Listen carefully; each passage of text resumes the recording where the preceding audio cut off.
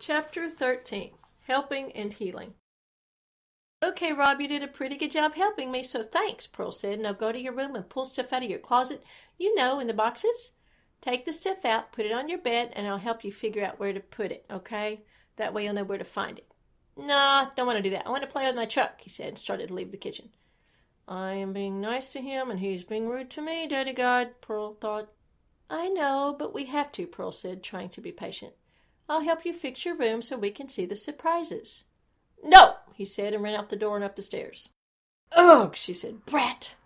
She wiped her hands on the towel. "God, I'm not going to help him. He can do it himself. I have my own room to clean up." Pearl heard footsteps and heard her mother put the vacuum back in the hall closet. Her mother walked over with a slight frown on her face. "What was that, Pearl? Is Robert giving you a problem?" "You mean, when is he not giving me a problem, Queen Mother?" Pearl said. "Hasn't he done better lately?" "I don't know," Pearl said. "Maybe some. He did pretty good in the kitchen. I tried to make it fun for him like a game, but he just wouldn't do it." "Well, that was sweet. You're a very smart girl." "But now he says he doesn't need my help," Pearl said, "which is great with me, actually. I'm going to clean my room. He can just do his." Her mother touched her shoulder and whispered, "Pearl, I think Robert's still uncomfortable with this moving thing, and I think he's afraid." "Of what? His toys?" Pearl noticed her words were sharp. "I'm sorry, Queen Mother. I apologize. I just..." Her mom hugged her close. "Sweetheart, you are so mature, and I appreciate you. You have been very brave for Robert, and for all of us. Believe it or not, he really does look up to you. So ask the Lord to help you to be gentle." "I have. Sometimes," Pearl said. "Thank you," said her mother softly. Then she talked business again. "Okay, go to Rob's room, and if he won't help you, just let him play while you pull out the boxes and sacks and such and empty them. Arrange things in stacks and call me, and we'll get this done." "Okay, Queen Mother," Pearl sighed. "All right. I'll enjoy the process. I'll choose to enjoy like you've taught me. Can I put on K-Love again?" "Yes, ma'am, you may." "That's a good idea, Pearl." "Thank you, Queen Mother." "Sure, precious. Just don't turn it up very loud." "Gotcha." Pearl ran up to her room and got her MP3 player. She put it in her pocket, got her earbuds going, and Robert was in the hall playing with his remote-controlled truck. He did not even look up. She stepped over and said, "Okay, Rob, time to clean your room." "Vroom, vroom," he said, just ignoring her. She bent down and talked more loudly. "Robert, time to clean your room, sweetie. Queen Mother said so." He looked up at her for a moment, but his stare was blank. Pearl was confused. "What's wrong with you, bub?" She touched him on the head. "Is your brain working?" "Stop it, Pearl. I'm playing. You clean." She was just about to tell him what she thought of that when she saw Uncle Bert coming up the stairs. He put his finger on his lips as if to tell her not to let Robert know he was there.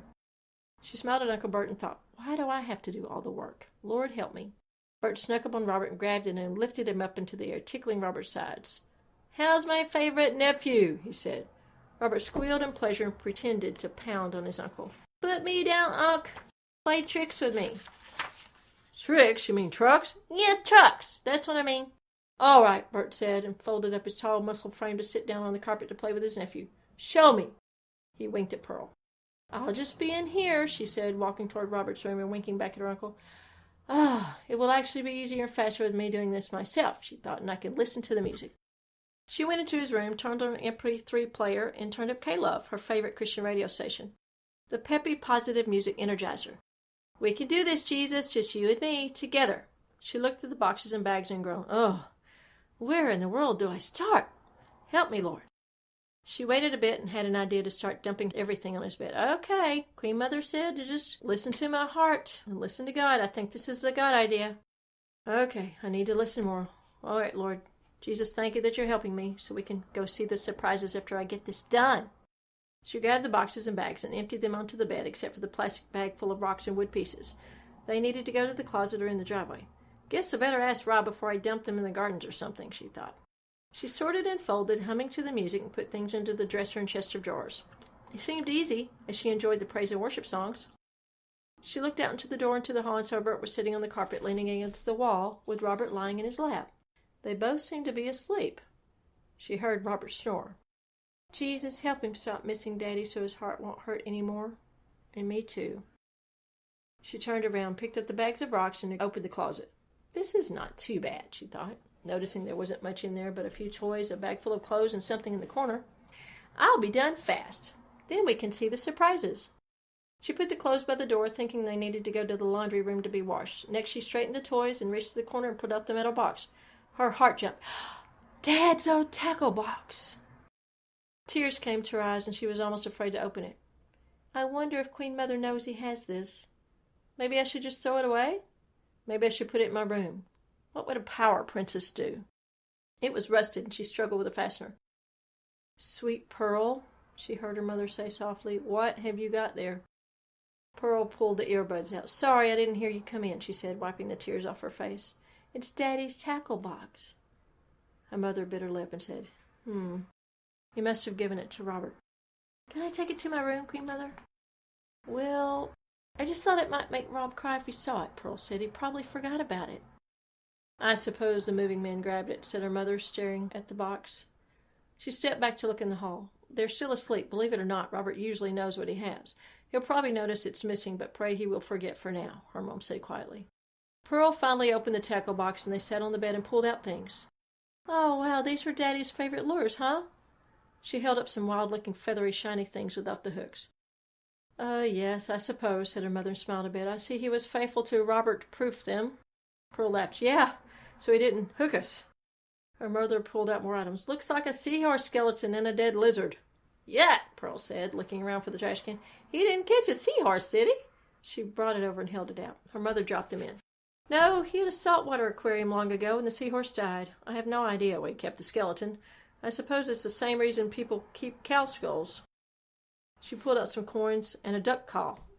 We are hiding this for sure, her mother said and grinned, because I don't have a duck, and I don't want a duck. I had a boy.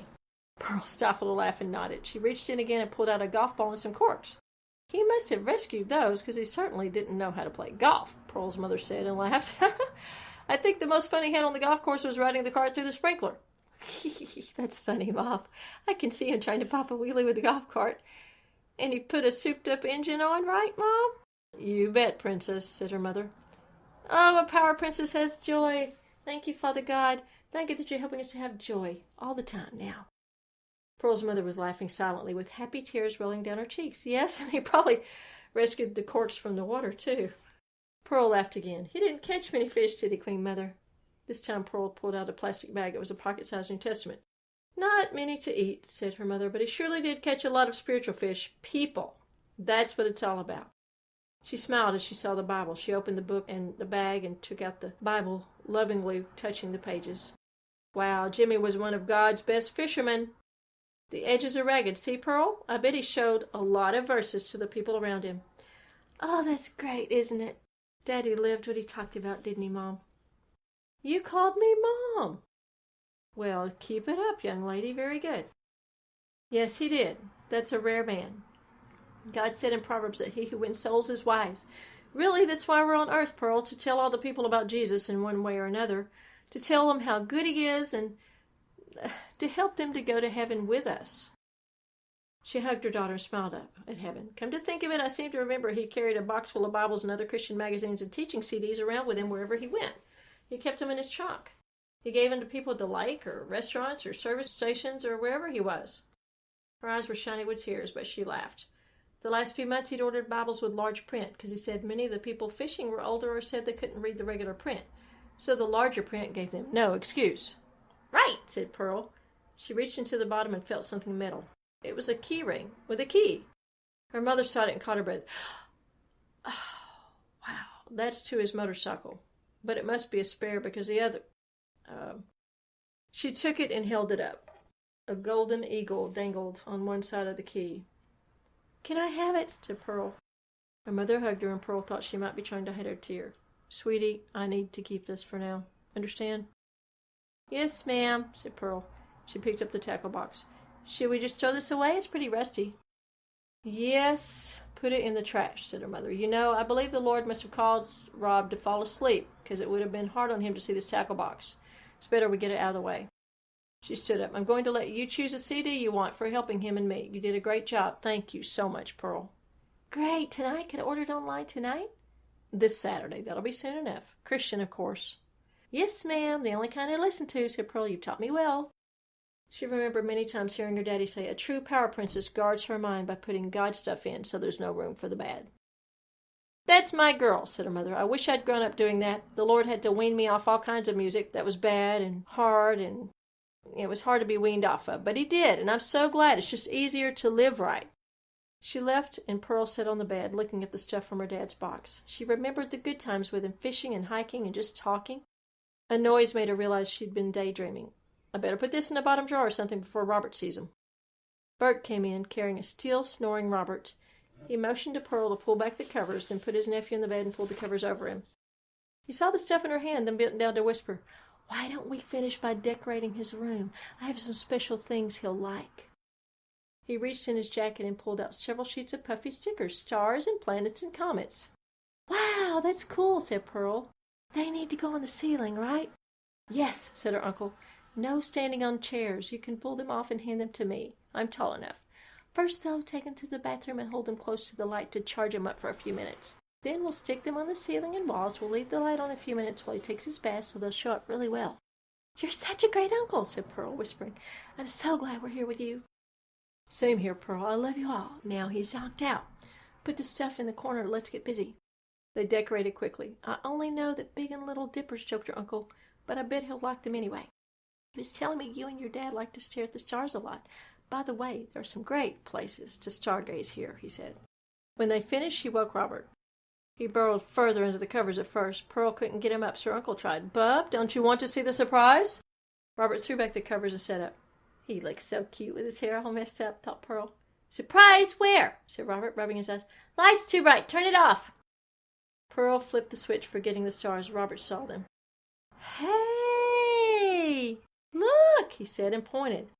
"I have stars in my room." "You're right," said Bert. "Sissy and I just put them up. You snored right through it." "Pretty," said Robert, and he looked very happy. "They glow." Pearl's heart felt warm. "I'm so glad he likes it."